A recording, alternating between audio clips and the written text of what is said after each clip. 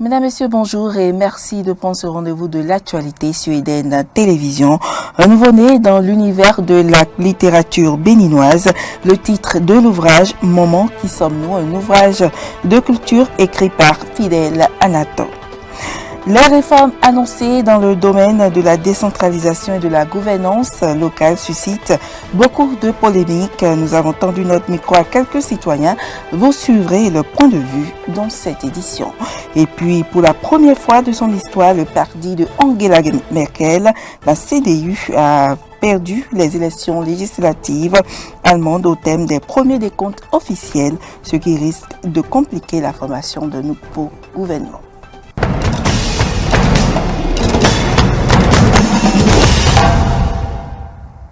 Bienvenue à toutes et à tous. Passionné de culture, Fidèle Anatole, comédien béninois, a officiellement lancé son livre intitulé « Moment qui sommes-nous ». C'était le week-end écoulé à l'espace culturel Adjouhoué de Glodibé.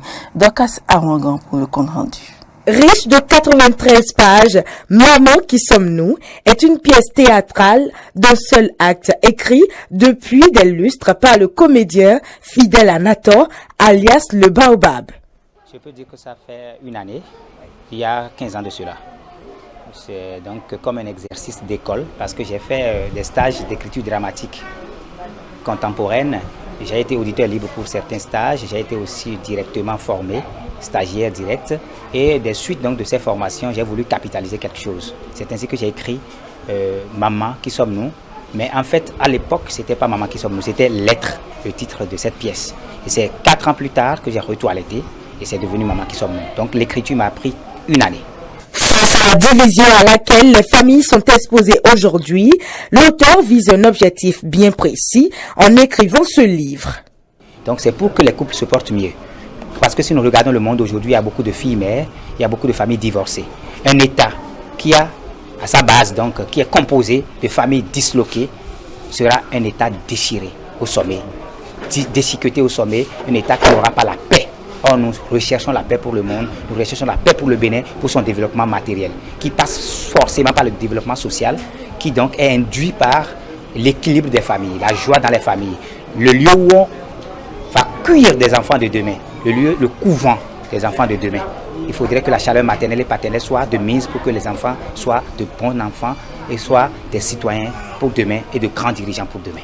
Cet ouvrage vient donc apporter sa pierre à l'édifice du bien-être de la famille. Les sentiments sont unanimes du côté des participants à cette cérémonie.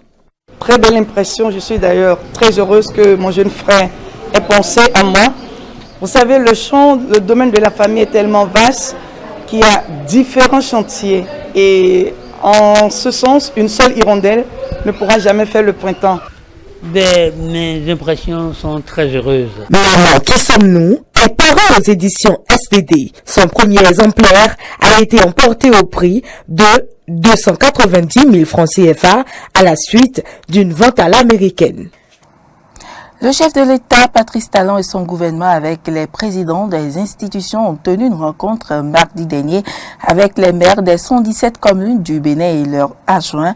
Ils ont discuté du projet de réforme dans la gestion des collectivités locales, un projet qui suscite diverses interprétations. Eh bien, Laurent Tolinkès a recueilli l'avis de quelques citoyens sur le projet de réforme.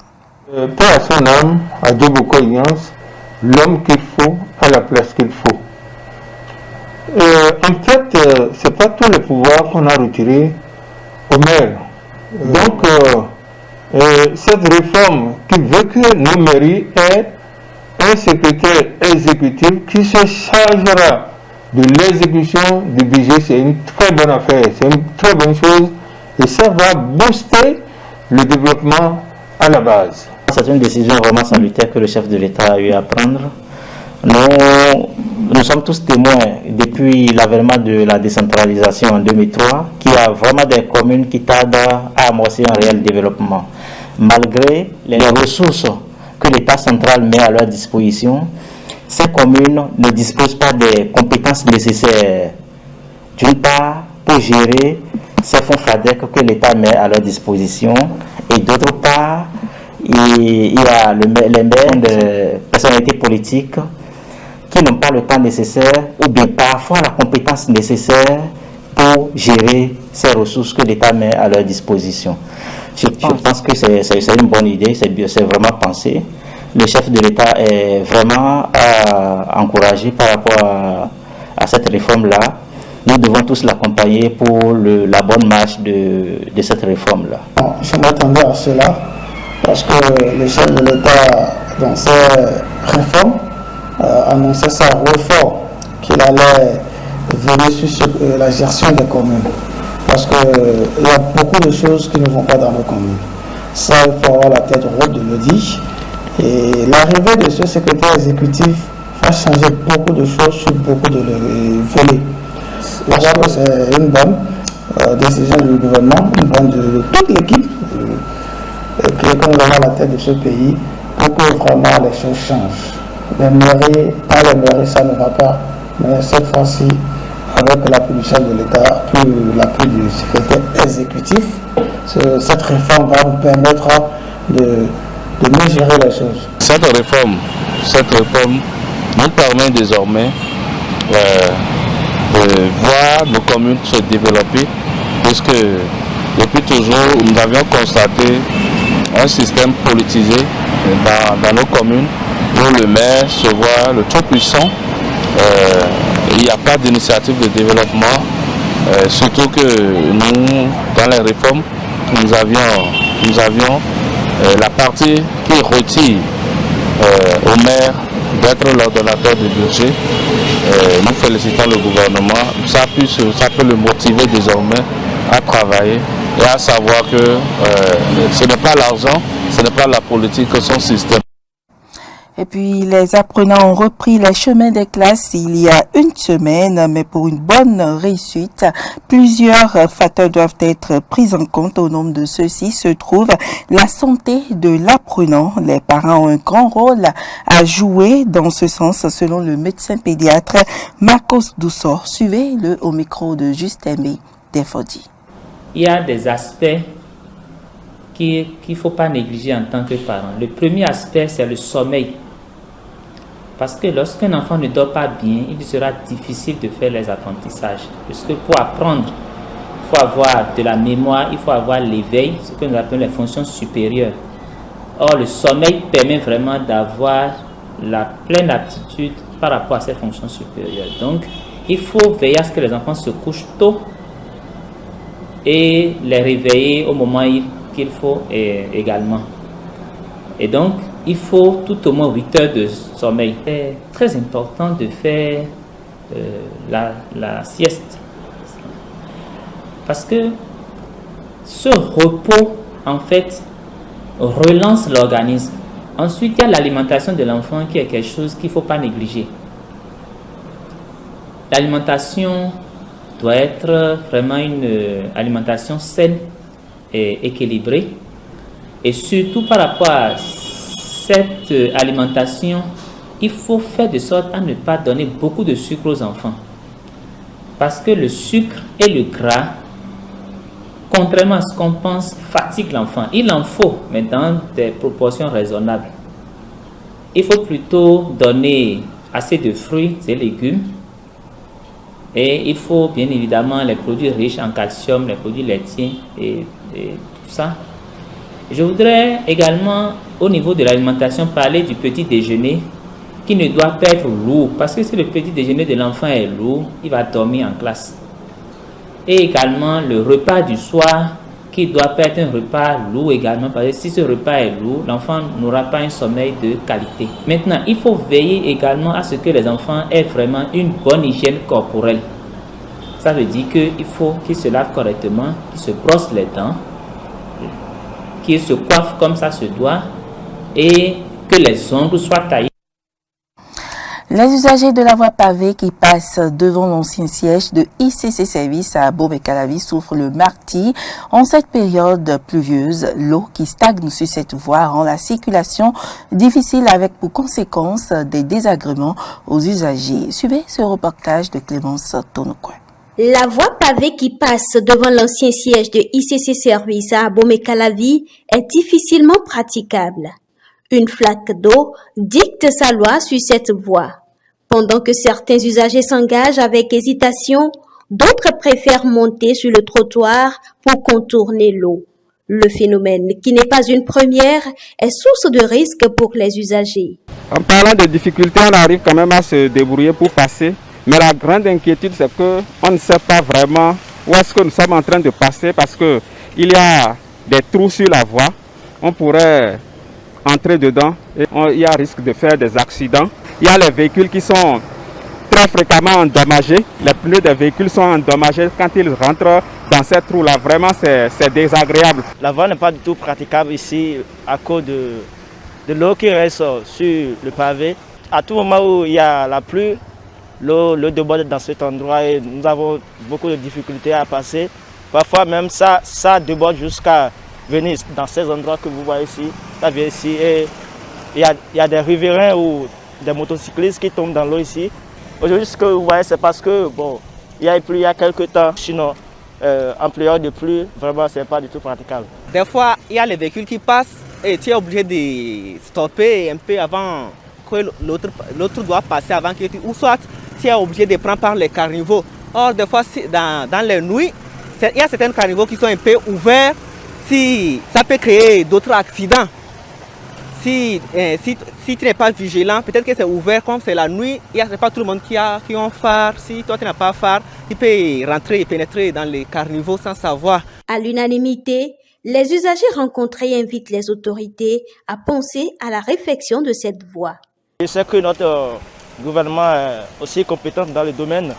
Il peut toutefois nous aider à pouvoir nous en sortir de cette situation. Et ce sera une joie pour nous tous. C'est le moment de dire aux autorités d'entretenir les voies. Elles contribuent au développement et à l'épanouissement de leurs administrés. Et si on pourrait trouver ce qui serait meilleur que cela, pourquoi pas un goudron? Bon, c'est ça, nous-mêmes, notre souhait.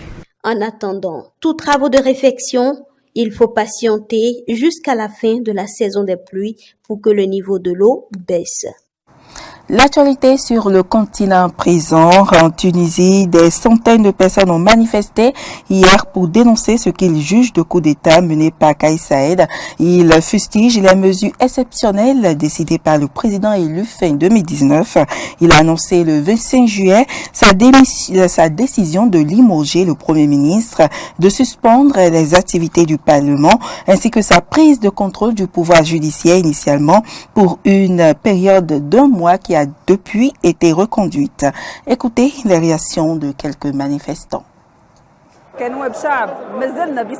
Aujourd'hui, en tant que représentants du peuple, nous sommes toujours dans notre capacité parlementaire, selon tous les décrets constitutionnels du président de la République qui a renversé la constitution de la Deuxième République. Aujourd'hui, nous sortons dans la rue et nous nous opposons au coup d'État. Le coup d'État qui est devenu décisif en Tunisie.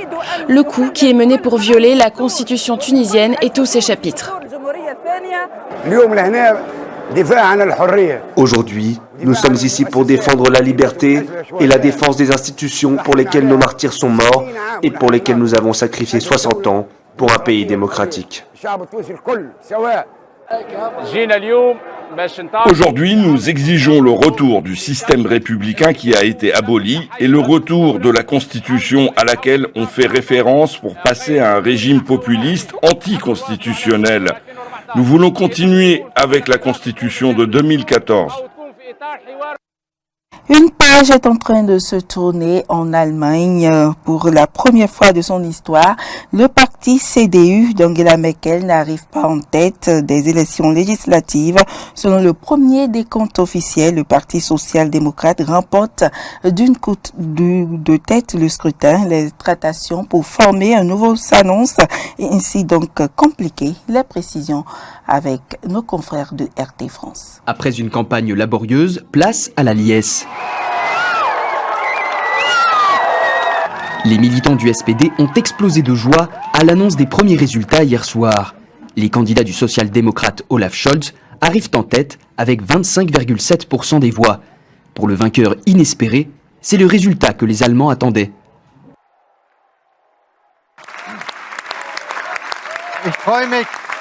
Je me réjouis de voir tant de gens ici. Et je me réjouis naturellement du résultat du vote des citoyennes et citoyens de ce pays. Ils ont décidé que le Parti social-démocrate s'envolerait vers les hauteurs et c'est un grand succès. Autre son de cloche au QG de la CDU qui réalise le pire score de son histoire, 24,1% des votes. Armin Laschet se résigne, lui qui espérait remplir son rôle de successeur naturel d'Angela Merkel. Nous pouvons déjà dire que nous ne pouvons pas être satisfaits des résultats. Cela fait 16 ans qu'Angela Merkel s'est présentée comme chancelière. Ce furent 16 bonnes années pour l'Allemagne et je tiens donc avant tout à remercier la chancelière Angela Merkel pour son travail.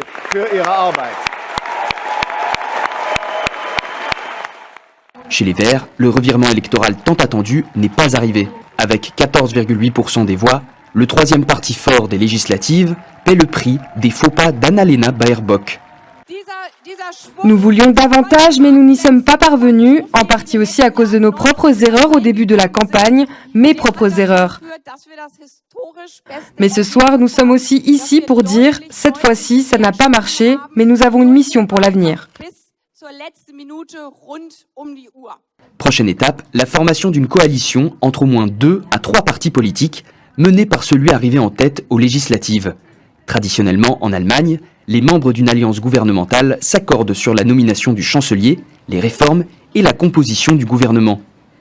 Un moment critique outre-Rhin, puisque les négociations peuvent prendre du temps. Les dernières avaient duré plus de 6 mois après les élections de 2017. En Espagne, l'aéroport de l'île de La Palma a rouvert hier dimanche, mais les vols sont encore annulés en raison de la colonne de fumée crachée par un volcan. Le volcan est entré en éruption il y a déjà une semaine. L'image édifiante d'une église réduite à néant. La scène filmée par une télévision locale montre une colonne de fumée engloutissant le clocher de l'église avant que celle-ci ne s'effondre. Depuis plus d'une semaine, l'île de La Palma n'est plus que l'ombre d'elle-même. Aucune victime à déplorer pour le moment, mais près de 200 hectares de terrain déjà détruits. Des équipes de secours sont mobilisées sur place pour aider la population. Nous avons plusieurs missions en cours. L'une d'elles est d'accompagner les personnes qui ont abandonné leur maison pour qu'elles puissent récupérer un maximum d'affaires. Nous avons encore du temps car la lave n'est pas encore arrivée jusque-là. Ça, c'est une des missions. La suivante, c'est le contrôle et la mesure de la progression de la coulée de lave et la cartographie de son parcours. Ensuite, nous avons d'autres mesures à réaliser, celle de la qualité de l'air. 24 heures après avoir été mis à l'arrêt à cause d'un nuage de cendres, l'aéroport a pu rouvrir ce dimanche, mais les liaisons restent pour l'heure suspendues par les compagnies aériennes. Les autorités se veulent rassurantes. Les liaisons par bateau sont sécurisées en permanence. Je veux que vous ne vous inquiétiez pas à ce sujet, sachant que le pont aérien avec les autres îles, tant que les cendres ne l'empêchent pas, et aujourd'hui ce fut le cas, sera maintenu. Plus de 6000 personnes ont déjà été déplacées depuis le début de l'éruption, selon certains spécialistes. Celle-ci pourrait encore durer de 24 à 84 jours. Mesdames, Messieurs, ce sera tout pour ce point de l'actualité. Merci pour l'attention. À demain.